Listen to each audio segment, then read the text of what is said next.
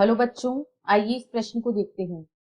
भ्रूणपोषी बीजों में भोजन रिक्त स्थान में संग्रहित रहता है और अभ्रूणपोषी बीजों में भोजन रिक्त स्थान में संग्रहित रहता है।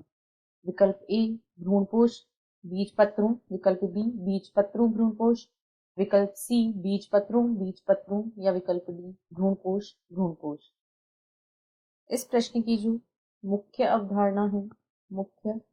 अवधारणा वह है भ्रूणपोषी एवं अभ्रूणपोषी बीज। भ्रूणपोषी एवं अभ्रूणपोषी बीज। सबसे पहले हम भ्रूणपोषी बीजों को देखते हैं। भ्रूणपोषी बीज ऐसे बीज जिनमें भ्रूणपोष पाया जाता है, ऐसे बीज जिनमें भ्रूणपोष उपस्थित रहता है या पाया जाता है, उन्हें भ्रूणपोषी बीज कहते हैं। ऐसे बीजों को भ्रूणपोषी बीज कहा जाता है। प्रायः एक बीजपत्री बीज जो होते हैं वे भ्रूणपोषी होते हैं। इसके उदाहरण हैं मक्का, गेहूं, जौ इत्यादि। इन सभी में भ्रूणपोषी बीज पाए जाते हैं। यहाँ पर या इस प्रकार के बीजों में जो भोजन का संग्रहण वह भ्रूणपोष में होता है। यह भ्रूणपोष में संग्रहित रहता है। भ्रूणपोष में भोजन का संग्रहण होता है। अब दूसरे प्रकार की यदि चर्चा करें तो वह है अभ्रूणपोषी बीज।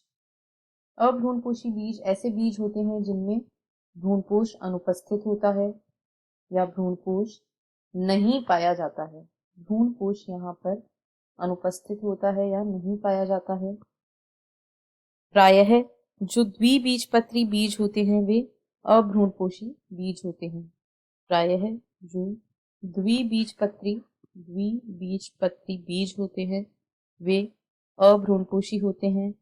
उदाहरण स्वरूप चना, सेम, मटर इत्यादि।